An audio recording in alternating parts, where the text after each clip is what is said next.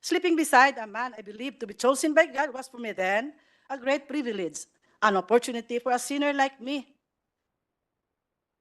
But what followed shattered my sense of faith and trust. Without a word, after turning off the light, he embraced me, undressed me, and violated me with his lustful act, and left me in shock and speechless. He then said, "This is the fulfillment of God's revelation." It was only when I left out of the group that I finally clearly understood that the man I had believed to be God's chosen and holy was an impostor, oppressor, and deceiver. Magandang buhay, Kapinas! Isa sa mga naging pioneer worker ni Pastor Apollo Quiboloy, inihayag ang malaimpyernong naging buhay niya sa kamay ng pastor. Ayon pa sa kanya, ang alagad ng Diyos na kanyang sinusunod ay hindi pastor, kundi isa umanong impostor. Halina't sama-sama nating tunghayan ang kanyang mga sinumpaang salaysay. Narito ang kanyang mga pahayag.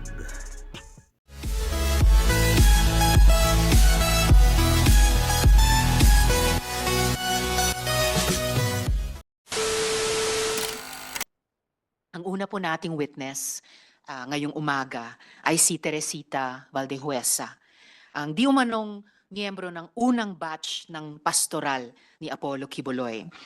Bago po siya magsimula, I would like everyone to listen to this video, to watch this video. Si Ms. Teresita, si Ms. Ging, ang pinapatungkulan dito, but it will also give a sense of the threats that victim survivors face from within the kingdom. Open source po itong video na ito. In fact, galing sa public channel ni Pastor dati. So, ipe-play na po natin ngayon para mapanood nating lahat.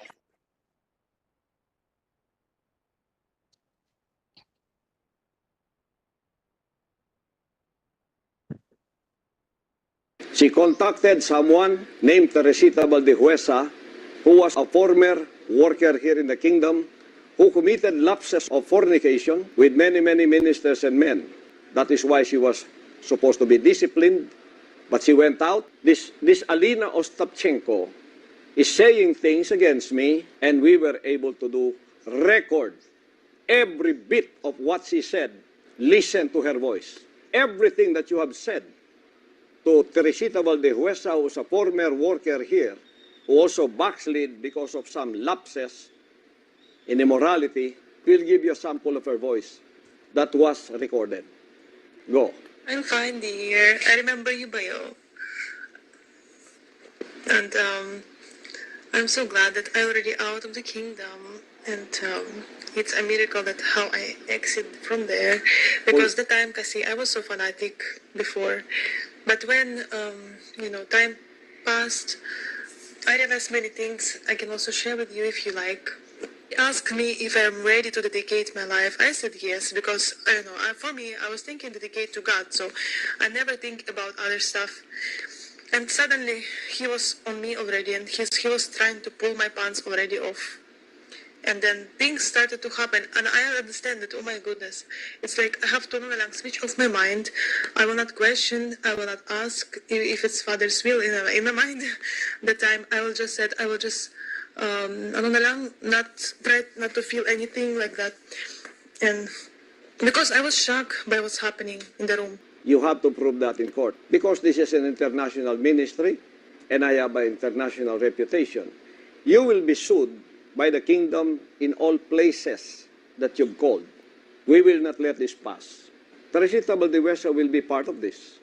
So better get your lawyers and defend yourself. We have lawyers all over the world.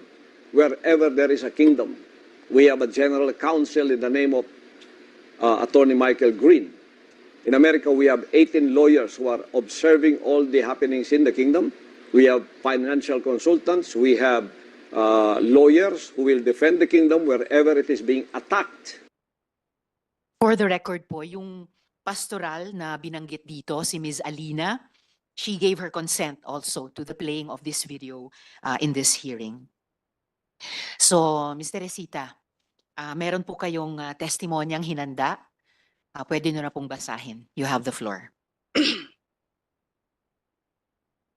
Good morning po, Madam Chair, Honorable Senator Riza Hontiveros, and to Honorable Senator Francisco Tolentino, and to all the members of this august body.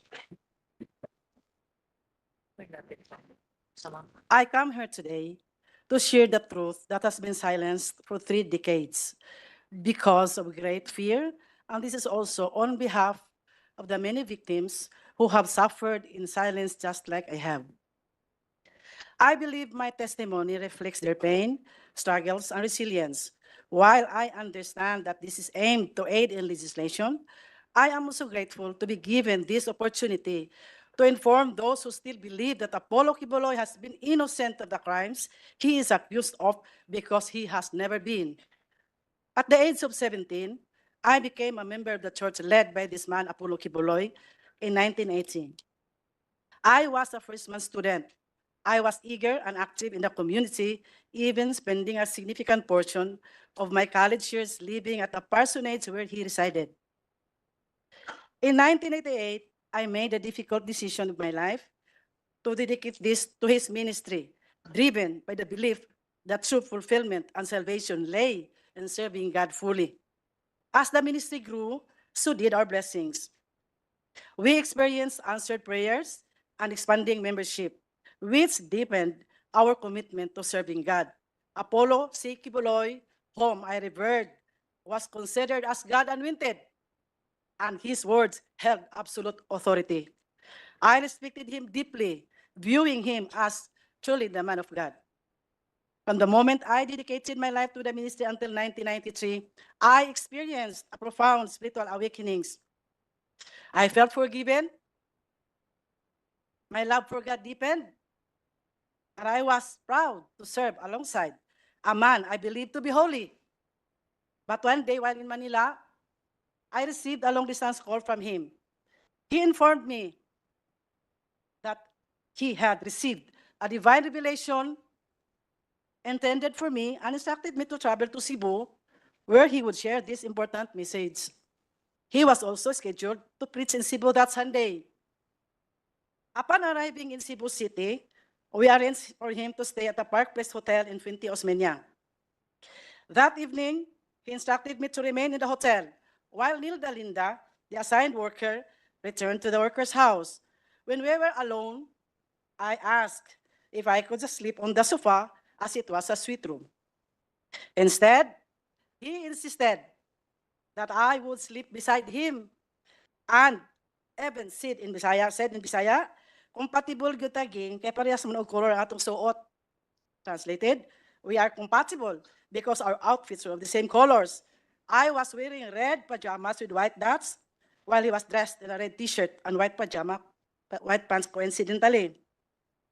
His words made me feel uneasy and quite nervous, and I saw a different personality in him. But I was quick to dismiss that unusual feeling. And because I had previously witnessed Ingrid Canada or ICC, Teresita Dandan, TTD, and Velina Salinas slept in his room alternately, it led me to believe that it was just normal and harmless.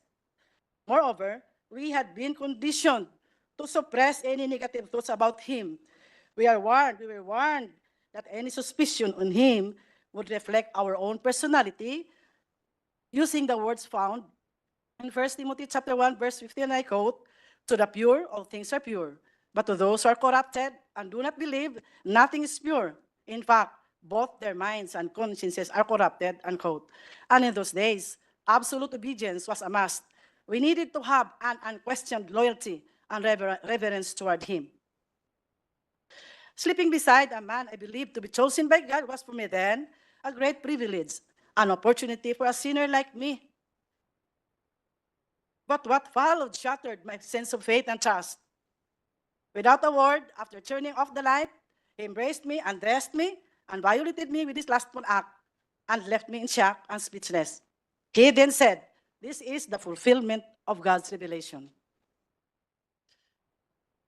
I began questioning whether what had happened was indeed God's will or simply a gross abuse of power. When I returned to Manila, I was once again instructed to sleep in his room. Fear gripped me. but defying the anointing of God was unthinkable. We had been told that such disobedience would invite a curse. The next morning, he asked if I understood God's revelation. I remained silent, unable to process what had happened. He then referenced me to Philippians chapter 2, verses 6 to 12, explaining that just as Jesus humbled himself and obeyed God, even to the point of death, so he too must obey God's will by partaking in carnal things. He claimed this was necessary for him to understand the human experience and to fully empathize with others. He even told me that he had also been reluctant to accept God's revelation, but as God's chosen one, he had no choice but to act on it. I was more confused with his explanation, but I could not complain. I wanted to go out from the ministry, but I lacked courage. I did not know where to ask help. I had cut all the bridges behind my life, and I could hardly go back because it would mean starting all over again. My family was poor, and I had no connections. My option was to stay because I was still bothered with what if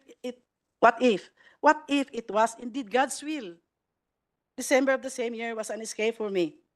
Caroling is one of our sources of funds, and which had been participated in by every member of the ministry all over the country, became my excuse of staying away from the worker's house in Manila where he stayed. In January 1994, I was in his room with Ingrid Canada, the international coordinator of the church, President Dan, the national administrator for the church in the Philippines, and Felina Salinas, his personal assistant. During that, Miss Teresita, before you continue po, yung nabanggit nyo ng 2 beses, Ingrid Canada, nandito po ba siya sa harapan ninyo? yes, patabi po siya ni Mr. Kipo. Sila po, yung nagtaas ng kamay. All right, salamat po. Please proceed, Miss Teresita. I believe Apollo Caryon Quiboloy understood that I never wanted the life he was trying to impose on me. My decision to dedicate my life to God's service was driven by a sincere desire for spiritual purification from the sins I had committed before becoming a full-time worker. I had only one goal, to live a holy life and ultimately to attain heaven. As the Bible says in Colossians chapter 3, verse 5, I quote, "Put to death, therefore, whatever belongs to your earthly nature, sexual immorality, impurity, lust." But how could I achieve this with the circumstances that I was in? Disobedience and complaints were never an option.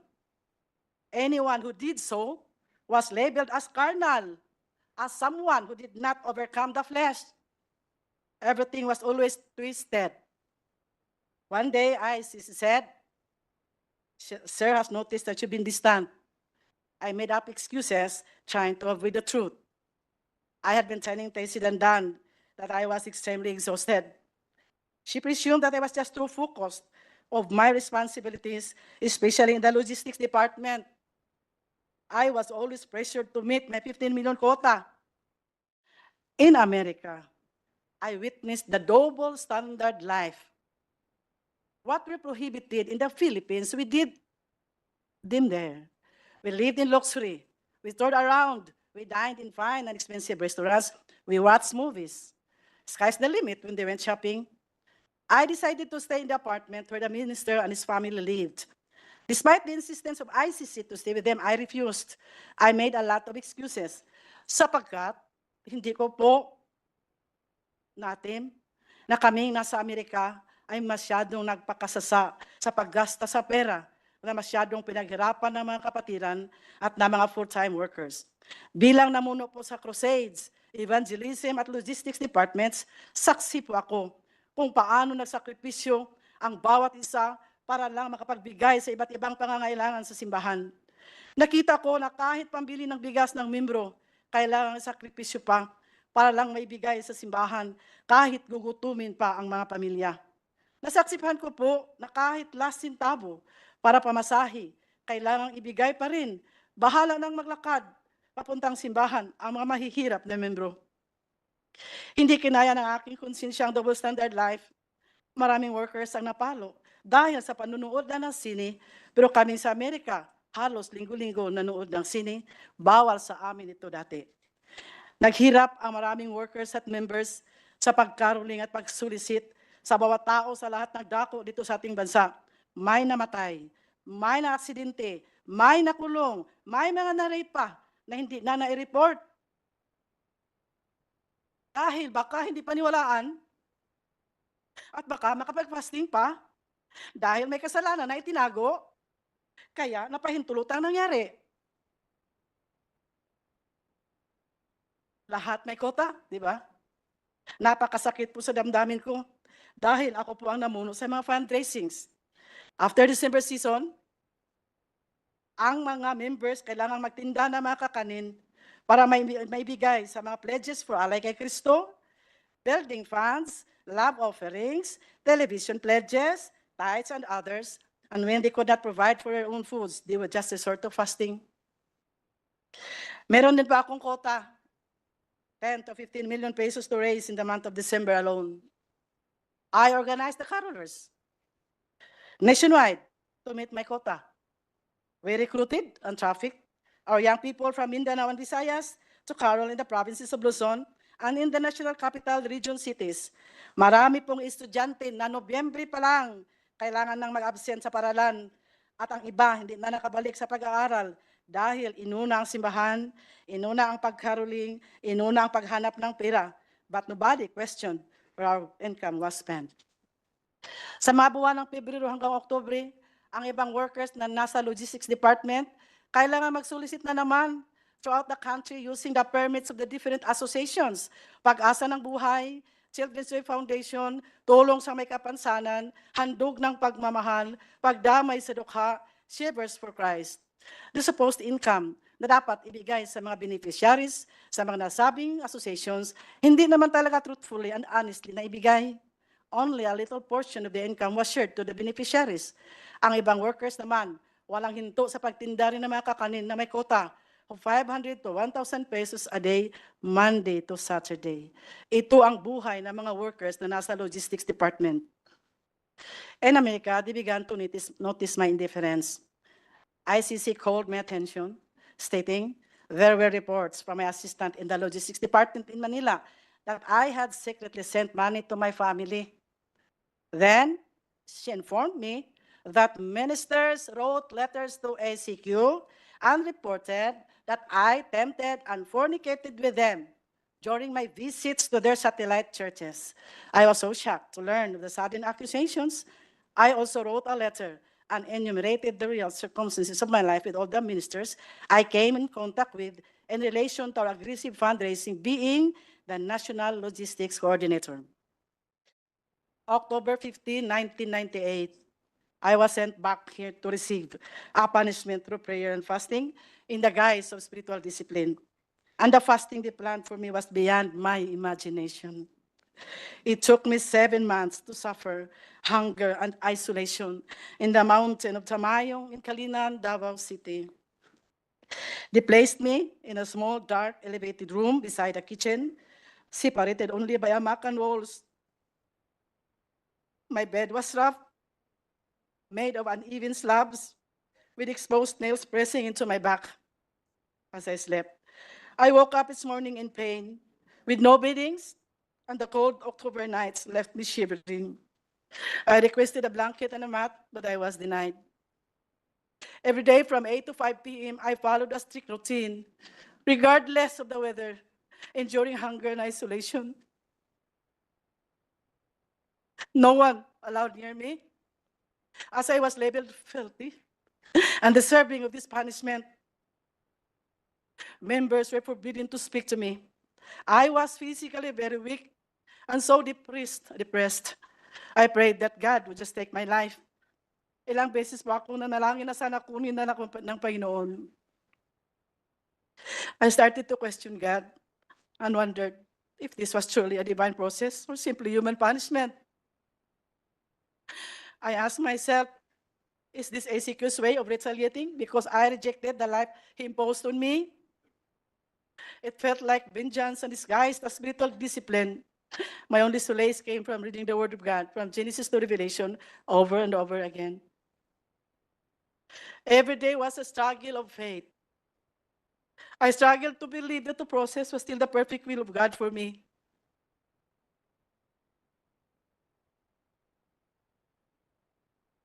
I struggled to believe that I really was a sinner and that I was recuperating from my spiritual disease for the lack of faith. That was to justify my present pains and at least lighten my burden of loneliness. On January 8, 1999, I gave ACQ a resignation letter and I requested for a fare so that I can travel back to my home in my province. He did not approve my resignation letter. I pleaded to Ingrid, and like a child, I cried for help. But she remained untouched, telling me that it was a divine process. After that conversation, misery doubled. I had no money, and I was still physically weak. So there was no way for me to go out from the compound of the prayer mountain. Waiting for the restoration is the only alternative at the moment. If not for the comforting words of God, surely I would be totally gone out of my mind. They continually accused me of sins they alone knew, unimagined, that would always lead me into fasting. It eventually hardened my heart because I started to realize that the purpose of doing it was to totally break me down and to even slowly kill me. It was only when I left out of the group, that I finally clearly understood that the man I had believed to be God's chosen and holy was an impostor, oppressor, and deceiver. He manipulated me using his authority and power as God's anointed. I thank God that he took me out from his bondage, from that ambiguous feeling of fear mingled with so much love and loyalty to my Redeemer, Jesus Christ.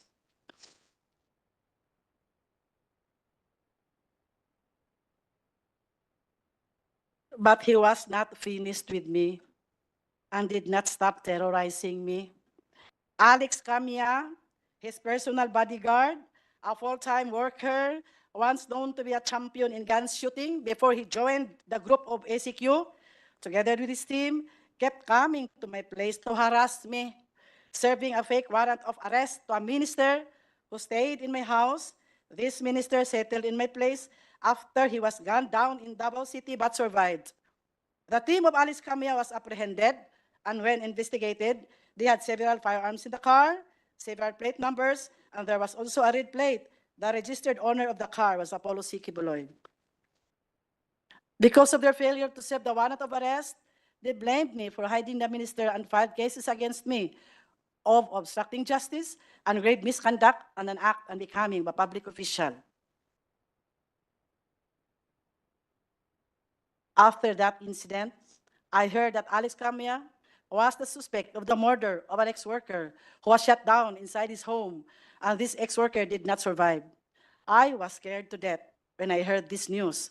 My option was to remain silent because killing could have actually happened when Camilla and his group came to my place. There was also an ex-worker, Elsa Bolivar, who was a senior citizen, a woman shot dead while she was in her garden in Tagum City. I was so hysterical when pictures of her bullet-ridden body were sent to me because she had just visited me in my place before it happened. Fear consumed me and I remained silent. 3 years ago, nagkausap po kami ni Alex Camilla. Humingi po siya ng kapatawaran at nagsabi na siya ay nautusan lang po na kailangan din akong iligpit. Pinaniwala po siya na ako ay may malaking kasalanan at ako ay napakasamang babae. Nang tinanong ko kung ano ang aking kasalanan, sinabihan daw siya na tinukso ko raw si Apollo Cayon Quiboloy. Nakiapid daw ako sa mga ministro. Narinig naman po ninyo yung sa video. Nakipagtalik daw ako mismo doon sa worker's house at nagnakaw daw ako ng 3 million pesos. He even said in Bisaya, di ba nagtugot man ang Ginoo pagpatay sa dautan? Doesn't God permit the killing of the wicked? Doon ko lang naintindihan na kailangang i-declare ni Apollo Quiboloy sa lahat ng mga workers at members na ako'y makasalanan at napakasamang babae para magiging makatwiran ang lahat ng parusa na binigay sa akin at magiging makatwiran din kung bakit ako kailangang patayin. Apollo Quiboloy called me Jezebel, the temptress, using his pulpit to broadcast how filthy and evil I was. This became a pattern. Kung may mga workers na may alam sa kanyang buhay, sa sikretong buhay at aalis sa kanyang kingdom, sila ay akusahan ng napakaraming kasalanan. He would always exaggerate their weaknesses at ipaniwala sa mga workers at members na sila ay umalis dahil may mga marumi at mga napakasamang mga tao. His followers only heard his side of the story, which was always filled with lies and twisted truths. The other side, our side,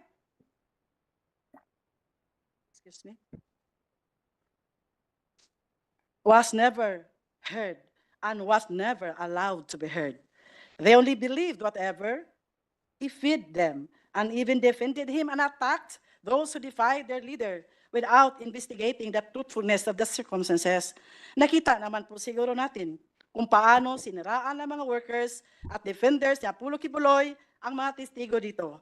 Mga napakasamang descriptions para lang ipahiya ang mga nagsalita ng kanilang mga karanasan sa loob ng kanilang kingdom. Mga salitang hindi nababagay sa mga tinatawag na mga citizen ng kingdom of Jesus Christ. Their intention is only to demoralize and warn others of the consequences of defiance. Last August 2021, during one of his television programs, he once again maligned me, broadcasting nationally and internationally that I was a fornicator and an immoral woman, which we have just watched. Madam Chair, I would like to remind Mr. Quiboloy to remember the biblical stories about the lives of King Nebuchadnezzar, King Sennacherib, and King Herod. All of them fell into the hands of the Lord. Nebuchadnezzar, you know that, was separated from his people and lived like a beast and ate grass for 7 years. King Sennacherib died a tragic death, murdered by his own sons. King Herod was struck by the angel of God, died, and his body was eaten by worms. Their sin was that they replaced God with themselves, considering themselves as gods and blaspheming the one true God. This is all, Madam Chair. Thank you. Salamat po, Ms. Teresita, sa testimonya mo. Kahit kailangan mong iyakan para basahin sa amin. Isang mabilis na follow-up question sa ngayon, Ms. Teresita o Ms. Ging, Ate Ging, just for the record, guilty ba kayo dun sa mga krimen na inakusa sa inyo? Yung pagnakaw ng 3 million pesos, yung pag-fornicate sa iba pang mga ministro, guilty ba kayo sa mga iyon? Of course not. Alright, salamat kaayo.